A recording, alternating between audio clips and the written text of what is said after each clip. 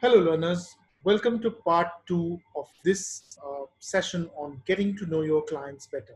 In this session, we're going to talk about how to read a brief, understand the process and steps of making a brief, and continue from our previous session where we spoke about the different aspects of what a client is, how a client sees an agency, what's the client's perspective, and what would it need to actually enable an agency to read a client and deliver solutions to a client.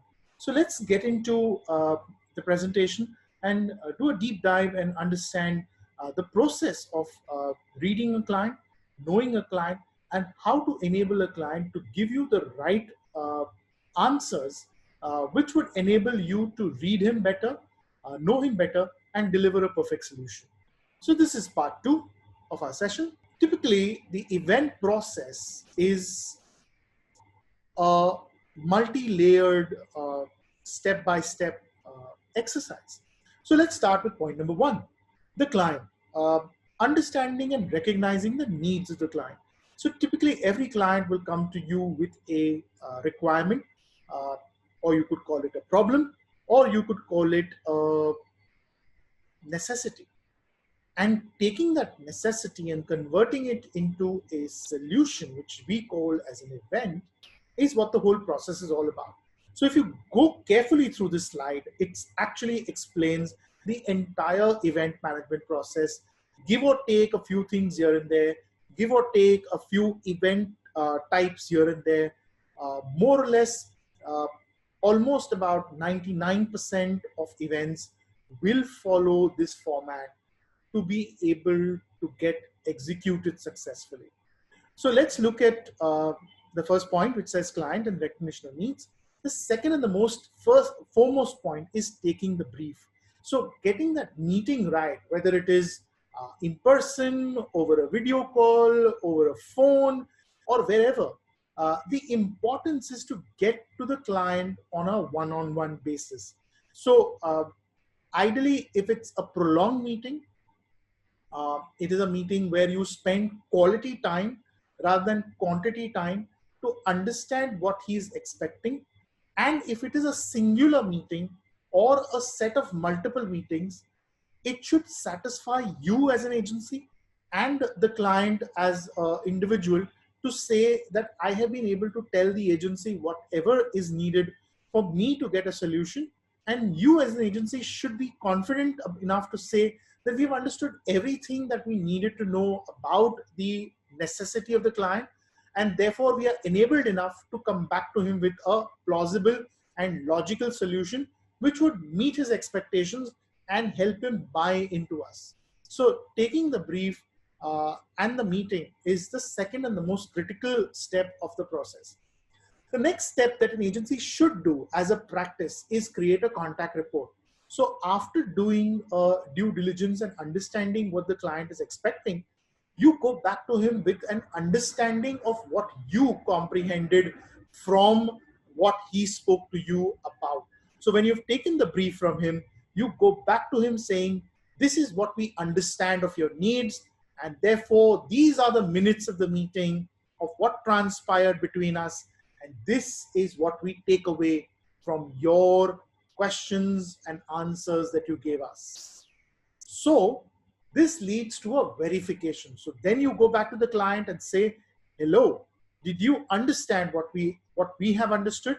Is it right? Is it what you think is the correct understanding? Or do you think of any course correction? Or is there been an afterthought after you spoke to us where you think that the approach or the methodology or the points that you brought on the table for our understanding needed a rethink, and therefore you have changed your course of action? So this enables you to further fine-tune your brief and avoid wastage of time. Remember, our time is money and we are selling nothing but our time.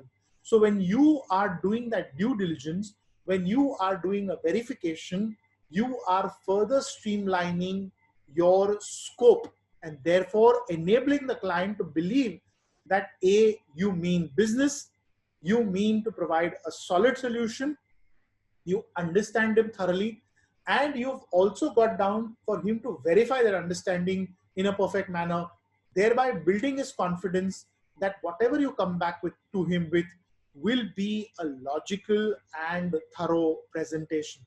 So then that gets into a proposal. You prepare a document, uh, you go to the client after getting that document verified, and then the client obviously will tell you, yes, I like the idea, let's have a buy-in, and I'm going to sign you on as an agency. Or he says, no, I don't like this idea, maybe somebody else's was better.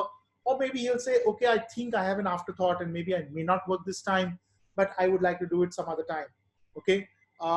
Then it gets into, if there's a yes and a buy, then you get into pre-production, you get into a detailed design, you get into logistics, and this is the time when you actually get into detailing a more thorough brief for your creative, for your technical, for your suppliers, your vendor partners, and you get into a brief for them where they then implement the idea, they then implement the proposal and deliver a cutting edge event. And that is where you get into delivery. And then it follows up with a continuation where you go back to the client, take feedback, you collect your payment, and then it goes into an ongoing relationship which goes on forever. Now, what constitutes a great brief? The first thing is to get to know your client. This is the essence of our session today. So always make an attempt to do a small research on your client.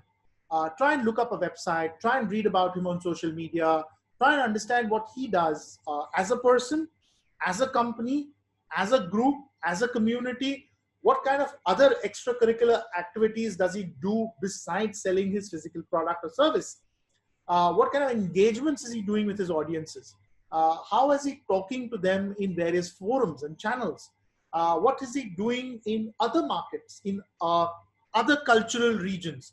So if it's an MNC or a multinational client, then he probably is doing things in other cities, in other markets, in other countries. So what kind of activities is he doing? And how is he engaging his customers there? This would give you a sense of benchmarks on his approach, his thought, his understanding, and also allow you to measure up and say, maybe if I take this route or I enhance what he's done in the current markets that he's played with, you'll be able to approach the strategy more effectively.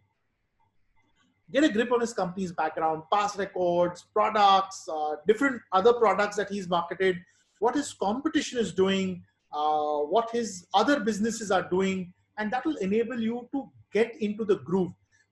It's like meeting a stranger for the first time and not knowing what to talk to him. But if you know about the stranger, if you know about what he does, if you've read about him, if you understood a little bit about him, you can create a conversation. So what you're trying to do is break the ice. So when you meet a client for the first time, if you know certain aspects about him, you could actually start a conversation, get him acclimatized to you, get him comfortable to you, and then you start detailing what you need from him. And that will set the ball rolling for you to enable yourself to understand and read his requirements and come back with a great solution. So as I said, if a company has a website, read about it. And this all is going to make a lot of difference when you're going to a client. Always document a meeting. Today we have smartphones, we have recorders, we have iPods, we have so many other technological tools. Record the meeting. Take his permission. So may I record this conversation?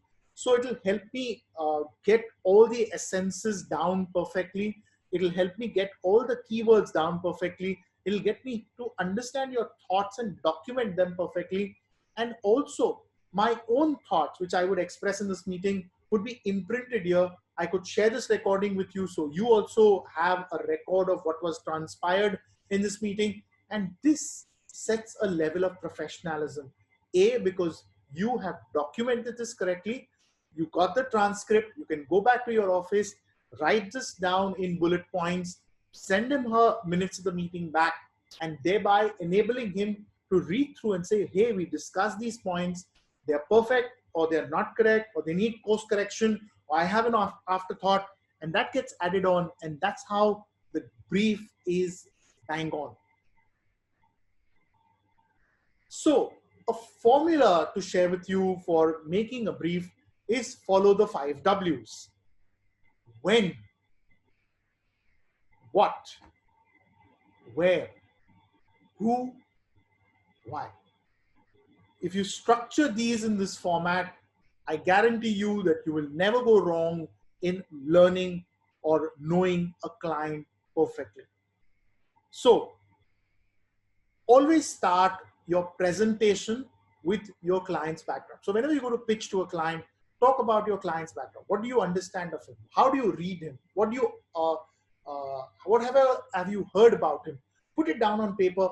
Get him or his stakeholders or the other people in the room to know how much you know about the client and how well you have read or understood him. Prepare a detailed fact sheet on this category: the product, the service, what the market is doing, what are the trends, what is happening in the industry, what are people talking about, what are people liking, what do his consumers like, what is the kind of media they're consuming, what kind of engagements are they getting into, what kind of food are they eating, what kind of experience are they going through, what kind of lifestyle are they enjoying at this moment, what are their fears, what are their strengths, what are their weaknesses, what kind of opportunities are they looking at, what kind of engagements are they getting into. This will actually help you structure a very thorough strategy, and it will also get the client to look up and say, this man or this person who's coming across to me means business. He knows me in and out. He knows my market in and out. He knows what my audience wants. He knows what my audience is expecting, and therefore I must give him a good listening. Maybe he has a solution which I may not have seen or heard about. Understand the USP of the client. The USP is unique selling proposition. So what does his product or brand or his company do? And how is he positioning himself? And that is a very critical element or a pivot which will connect the brand or the product to the consumers. So let's understand the formula. When I said when is your event? What date are you doing it? What time are you doing it? What season is it going to happen in? Imagine doing an outdoor event in the peak of the monsoon in India. It rains very heavily. So would you advise doing an event in the open air? Audiences will get wet or your equipment will get wet. It's a bad experience. Unless it's a rain dance and you want people to enjoy and experience the weather. So timing of the event becomes very critical. When is sunset going to be on that day? Because if it's an outdoor event and the sun doesn't set, the lights won't come on, the effect won't come on, you won't be able to deliver the event. The date becomes a critical factor. So let's look at a financial product company which is wanting to sell an insurance. The very fact that insurance is bought as an investment and people often invest during the time of tax saving. Most insurance products are launched and sold during the year end or the financial year end of a cycle. So, most products or FMCG products are sold at the beginning of the month because salaries are given out to people. Because when I have disposable income, I would probably invest in a product and want to try something new. So the date of an event becomes very important from a sales perspective. Again, for social celebrations, you wouldn't want to do it during periods of prayer or periods of mourning. So in Christians, people don't get married during Lent because they abstain from alcohol, they abstain from meat, and meat and alcohol as a part of celebrations is very critical in most of the Catholic weddings that are held across the world. In Hindus, we don't celebrate weddings during the Shraddh period because it's a time when we pay obeisance to our elders and to our ancestors.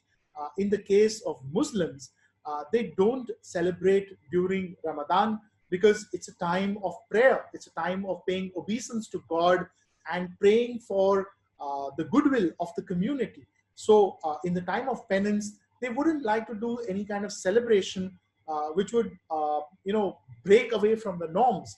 So having an understanding of the culture of people, having an understanding of their religious sentiments, having an understanding of their practices that they employ when they live in communities also is an impact on the timing of the event. So the date becomes a critical factor. The season becomes a critical factor because if it's too hot or if it's too cold, you would need to provide functional elements that would enable the comfort of the audience that is enjoying the experience. Day or night again determines how you would treat the event, whether it's decor or whether it is the elements of design that you would play in. So if it's a day Mehndi Sangeet ceremony, then you would have more vibrant colors because there's natural sunlight and you can't beat the sunlight and do something overpowering about what natural light can do. However, it's a night event. If it's dark, then you would use colored lighting, you would use moods, you would use effects to create a drama around your event.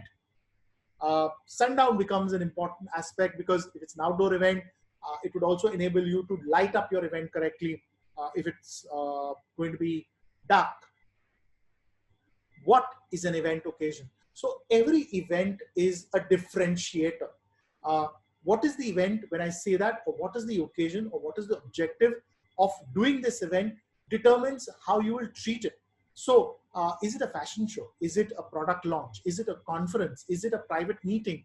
Is it a sports event? Is it a public celebration? Is it an employee motivation program? Is it a training program? Is it an incentive program? Is it a wedding? Is it a social celebration? Is it a milestone? Is it a kitty party? Is it a event to celebrate a milestone in the family? Is it a birth celebration? Is it a naming celebration? Is it a pregnancy announcement? Is it a IP? Is it a digital event? Is it a virtual event? So what is the event? By knowing the event, you could actually auto-calculate in your head the parameters that would be required to execute the event. So if I say if it's a virtual event, I would need a virtual platform to communicate with my customers and get them engaged on that platform. If it's a product launch, I would need to physically present the product in a dramatic way to enable my audience to say, wow, and then understand the facets of the product and make it the hero of the day. So every event, by knowing what is the event, I could actually visualize the execution parameters of delivering that event. Also, it would help me and enable me to understand what is the client expecting out of the event as a delivery mechanism. The format of the event. So again, if I say a fashion show, now, is it a fashion show to display clothing and sell it? Or is it a fashion show to make people feel the concept of glamour, see beautiful looking people walking on a ramp, displaying clothes, displaying garments, making an aspirational statement and saying, hey, I am a mobile phone. I am for someone who is nouveau rich, who is fashion conscious, who understands brands, and therefore I am connected to something which is a lifestyle statement. So there are two distinct ways of depicting fashion as a statement, and that becomes the format of the event. So when you talk in generic a fashion event, you could further probe and classify and understand what is the purpose of the event, what is the occasion of the event, and how are you going to use fashion as a subject line to deliver a storyboard to the client. The category of the event, again, it's classified under. So whether it's incentive, whether it's conference, conference for knowledge, conference for entertainment, conference for talking about a very serious subject, conference for continuous education, conference to tell about a new sales strategy, conference to warn people, conference to instill fear in people. It could be anything. So again, the categorization of the event becomes very important as a part of the subject line. What is the event flow? How will the event get structured? From the time you make the announcement to engage the audience to the time they leave the venue, what will happen day by day, week by week, hour by hour, minute by minute? That becomes an essential parameter to put processes into perspective. So right from the first meeting you have with the client to the buying that the client takes into you, and from that day onwards, if you create a proper flow of what will happen every single hour, day, every single day, every single hour, every single minute, what kind of reporting formats you would get into, what kind of course structure that you would get into, again, is an essential of telling the client of how you would process his business. And that is an important step of getting to tell the client that this is how I know you and this is how I want to deliver it to you. And this is an important process of what is the event flow? What are the mandatories? Essentials could be simple. I want the chairman to sit on a red chair. You didn't think about it. But if it didn't come from a client, you wouldn't know about it. So then you would be caught unaware on the event day when the client would say, hey, where's the red chair? I didn't know about it. You didn't tell me about it, but you didn't ask me about it. You're the event expert. You're supposed to tell me. So getting to know and telling the client, hey, can you tell us the mandatories from your side? Or can we get into a mandatory understanding of what are the essentials that you need, which are must-haves from your side? Whether it be drinking water at multiple counters, a security check of everyone getting into the venue, or ensuring safety of the audience, or finding an evacuation plan in case there's a contingency or emergency, or how will you have backups for everything that you will put as technology in the event? Because if I fear that if something fails, it's my first time of doing an event, you may be very confident about the gear that you'll bring in, the vendor partners that you'll bring in. But what if it fails? You never know. So how will you double ensure that there is all safety taken into account? So this could be a mandatory. So mandatories could be anything. Talk to the client, understand his problem, understand his fears, understand his needs, and then make a wish list saying, these are must-haves for the event. Come anything. Where is the event location? Now, I'll give you a typical example. So is it an indoor event? Is it an outdoor event? Is it a location which is at a height? Is it a location which is on a ground level? Is it a banquet hall that is located 5 floors above? Which means that I need to take my equipment 5 floors above. If I have large structures, heavy structures, I would need more labor. And I have limited time to take my material up because I need to rig up the event. What is the topography of the event? Topography essentially means the layout of the event. So are there pillars in the venue? What is the ceiling height of the venue? Does it restrict my audience view? If I build a stage which is 4 feet high and the venue is only 10 feet high, which means the moment a 6-foot person stands in the venue, he'll hit the ceiling. So you need to be very clear about the layout of the venue. Where will audience enter from? Where will the material enter from? Where will the technical crew enter from? If an artist needs to be unveiled on the venue, how does he come in secretly without clashing into the audience and people mobbing him for photographs? So this becomes an essential understanding of where is the venue. So if the client gives you a location saying, I want to host an event at XYZ banquet hall in a 5-star hotel or in a convention center in this particular city, you should be enabled enough to go back, research, find out the city, find out the venue, find out the layout of the venue. If it requires you to send someone physically to go see, take pictures, measure the venue, and come back with a feasible plan, and then go to the client and saying, I have seen the venue, I have understood the dimensions, I have understood the logistic issues, I have understood the topography, I have understood what are the challenges of getting into the venue with people, with technology, with infrastructure and your guests. And therefore, we can only fit in so many number of people into the venue. This becomes an essential of where is the venue. So, as I said, these are the fundamentals that you need to get into, right from flooring, electricals, water supply, sanitation. So when you're doing a recce or you're doing a check of the venue, you are actually getting into these kind of logistical details. Who is attending the venue? What is the type of people? Are they masses?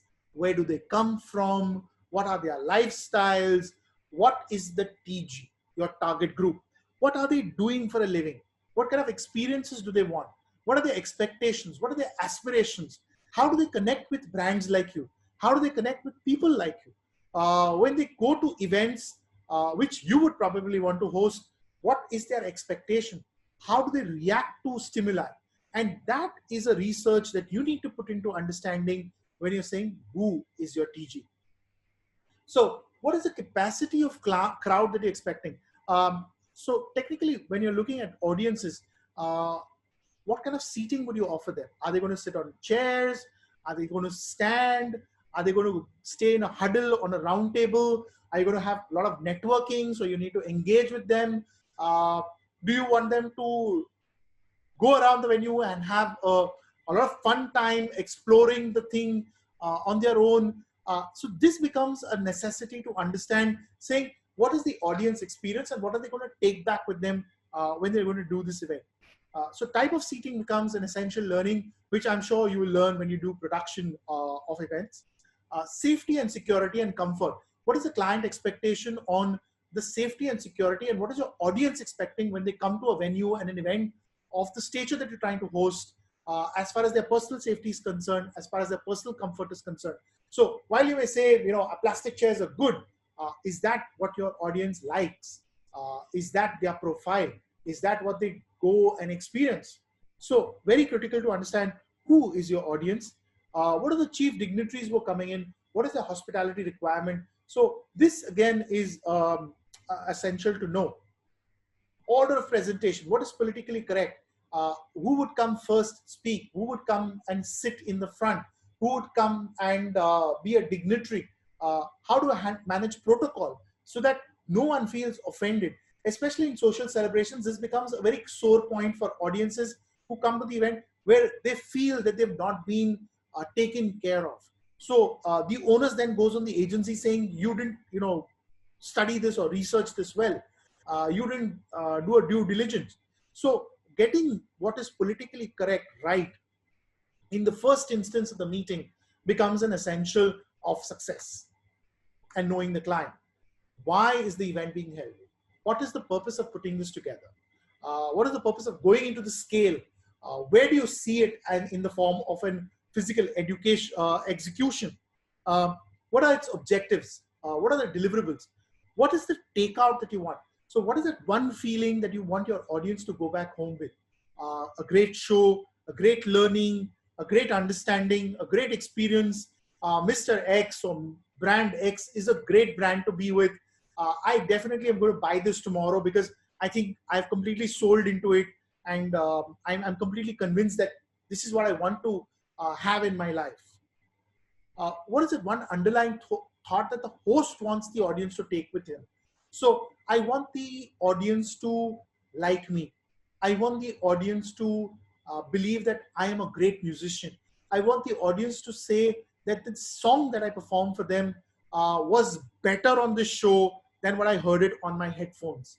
And I want to come back to more concerts like this and pay money and listen to it rather than hear it on a application which is free to air. What is the USP of this particular event which is different from my competitor's event or different from the other social events that my audience has seen, heard, and experienced at other forums? So how is my event different from the other fashion shows, the other conferences, the other incentives, the other weddings, the other concerts that I attended? How are they treatment-wise, execution-wise, format-wise, nurturing-wise, experience-wise different?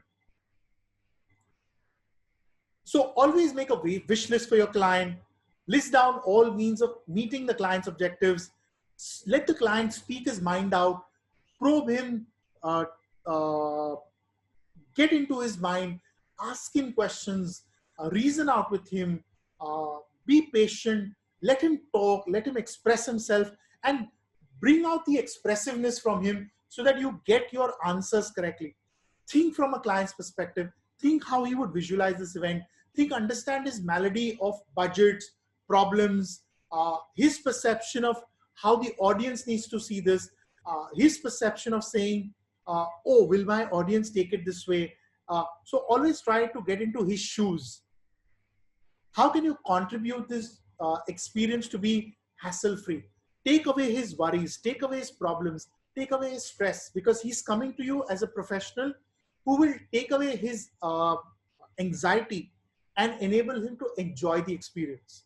So as a musician, I want to focus on my singing. I don't want to worry about the light, the sound, the stage, the video, what my audience is going to do while sitting there. For me, it's my expression of thought. And if you can take the rest of the anxiety away from me, I will give a brilliant performance. So that is what contributes to a success. Always take on your client worries and ensure that he doesn't get into reasoning or trying to foresee a problem and trying to reason out saying, oh, will this work or will this not work? So preempt problems. Think with a foresight. Think in a manner where you will do the crisis management. You will do the forward thinking and enable him to successfully deliver solutions. Go beyond your call. Don't think that I'm only hired to do sound, light, stage, AV, and getting the audience in. Think of how he will appear on stage, because that's a part of the process. Remember, your event is multiple components. The client himself on stage, or the performer himself on stage, is a component which will make your event a success. What he speaks, what he says, how he appears, what the audience sees him as, or his buyers see him as, is a part of your event. If that fails, whatever else you do to build that event is also going to fail. If the food or the beverage or the experience that the audience is going to take out, which is not a part of your deliverables, is also going to fail, will make the event uh, diminish its stature. So remember, a wholesome experience is what you're being hired for. Departments that don't fall under your purview, become a professional advice that will make your client believe that you think for him. It will make him believe that you are buying into him, and therefore he will come back to you as a consultant again and again. Even if you make minor glitches, those will be overseen, because in the whole picture, you have succeeded to help him deliver a great experience. And that is what a client is looking at you for. That is what a client is coming to you for. So remember, make him realize your worth. Make him understand that every rupee he spends on you is worth his while. Always put up a brave front. Never get intimidated. Remember, it's a people's business. There will be challenges. There will be situations. Learn to handle crisis with your chin up. Lastly, what is TG for your client? Each client has their own interpretation of TG. Understand what he means by a target group and get back to him. Do's and don'ts. Never take a one-line brief from a client. It will take you nowhere. Avoid taking briefs on the phone. Always have a face-to-face interaction. Always have a one-on-one with the client. If it means a video call, get onto it. There's enough technology available. Make a client get into a face-to-face meeting, because then you can see his expressions. You can see how he reacts to stimuli, and that will enable you to read his mind. And remember, it'll also help you to read his excitement when you decipher solutions or you decipher problems, and you'll be able to gauge his fears, his trepidations, his anxiety, and that will enable you to understand and read him better. Don't interrupt a client when he speaks. Write down your queries and then get back to him. Make sure you send a copy of the minutes of the meeting. Take feedback, and that will enable you to better your brief and better your understanding of him and better your solution providing that you will come back to him as a proposal. What works for one doesn't work for the other. Remember, all events are distinct. Keep your eyes open, your wits handy. Remember, well begun is well done. Every client is unique. Every client is distinct. Every client is a human being first, then a product, then a brand, then a company, then a service provider. So remember, his personal emotions, his personal reasoning, his personal cultural values, his personal being will be a far bigger determinant in enabling a decision making, more than what actually will further percolate into brand, into strategy, into other things. So remember, a great beginning is a great brief and a great understanding of who the client is and what he's expecting from you. And that will always lead to a great event. Thank you so much for joining in. I really appreciate you coming on and being a part of this forum. I wish you great education in events. I wish you great learning. And remember, events is a people's business. A client is a person. Reading a person well is reading a great event. I wish you great success. God bless and Godspeed to you. Thank you so much for joining in.